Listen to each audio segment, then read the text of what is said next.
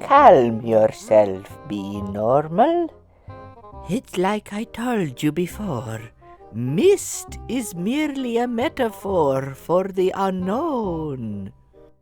It is visual symbolism for that which you cannot perceive. Perceive. That's right. Thank you, Madam Scamia. You always know just what to say to calm me down. No worries, my child. And remember, Only I can bring sight. to your ungrateful eyes. Thank you. Your reading has come to an end. Oh, how much do I owe you?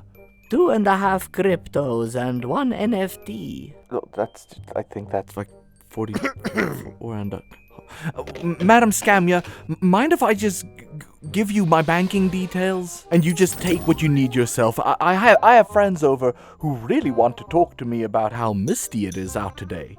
Woohoo! Ciao, Bella. Oh, okay, but my name isn't Bella.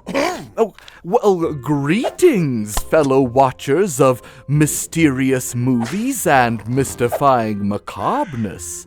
I am your effervescent and ever-watching host of all things spooky, horrifying, and eldritch in nature. Oh, well, if it isn't our favorite unholy team-up. It's Mr. Stephen King and Mr. Howie Lovecraft. Oh, you two metaphorically teaming up in order to deliver a story not only of terror incognita, thanks to slow and unnerving fear-building, but also delivering the goods on creature feature style horror and human-destroying body horror? Yes. Now this is 2007's The Mist.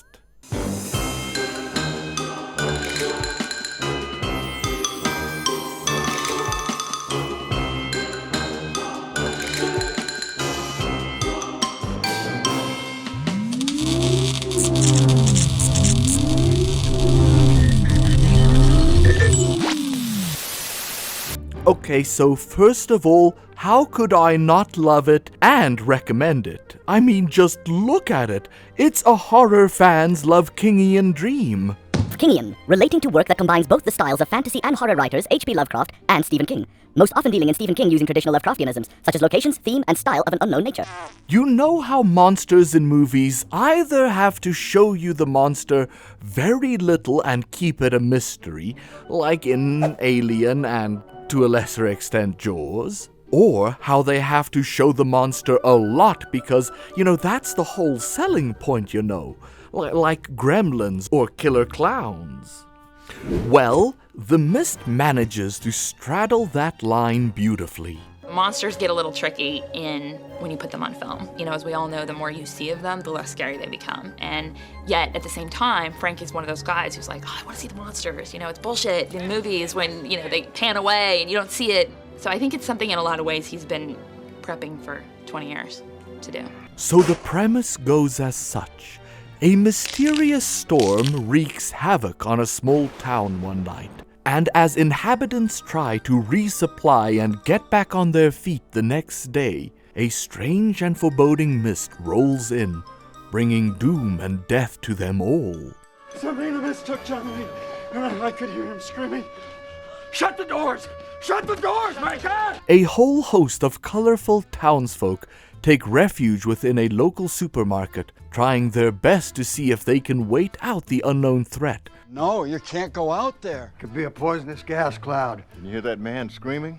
I agree. Let's stay here until we figure it out. Or perhaps it is, as some of them believe, the biblical end times. No, don't go out there. It's death out there. It's the end of days. This is a Stephen King adaptation, so of course there was going to be religious extremism. Revelations, chapter 15.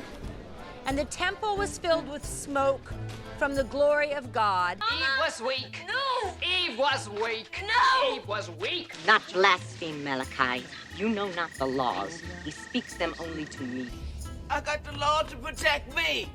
I ain't scared of the likes of you. Well, it is this kind of hubris that brought the wrath of God in the first place. What I want to do is make this a character who is like those women who feel led by God to the most horrible of acts because of their fear. It's very interesting, all the characters in the movie. They all have very different reactions. And Carmody, what I love about her and how Marcia Gay Harden has portrayed her is that she's not a nut. I mean, obviously she is, but she really believes that she has the answer. Now, I have never read the 1985 novella that the movie is adapted from. 108-ish mysterious novella-length pages later.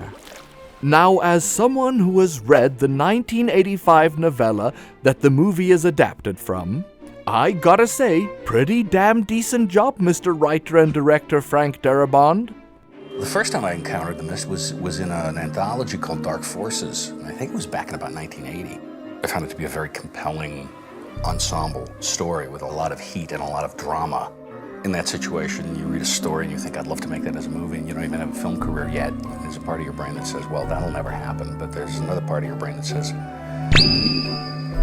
to hell with doubts. But of course, Frank Darabont is no stranger to adapting Stephen King's works. Things like Shawshank Redemption and The Green Mile. Acting-wise, The Mist has a whole heap of people that are beautifully cast. Too many to actually all just list. But a lot are probably recognizable to people who watch The Walking Dead, because in fact, Frank Darabont is the same Frank Darabont whose name you see in the title sequence of The Walking Dead. Isn't that neat? As for our protagonist, David Drayton, played by Thomas Jane, is our unlikely hero, and instead of being a writer, as is the usual Stephen King way, he is instead a painter who apparently did the artwork for The Dark Tower, and maybe for The Thing. But like I said, the movie is a fairly straightforward adaptation, but with some side plot stuff removed and the ending changed to be more brutal and less ominous and mysterious.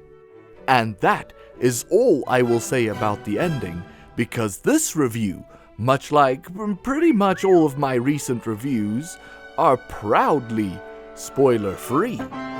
Oh, and the creatures are freaking cool too, of course. Frank always had said, listen, I mean, this is really going to be much more a CG show than a creature effect show, but I mean, I think that, you know, your take on what we want to do is going to be crucial. We've got some really cool creatures, even though they are spider, prehistoric bird, tentacles, and a bug. You've seen those things in other movies, certainly, but these feel very unique to The Mist.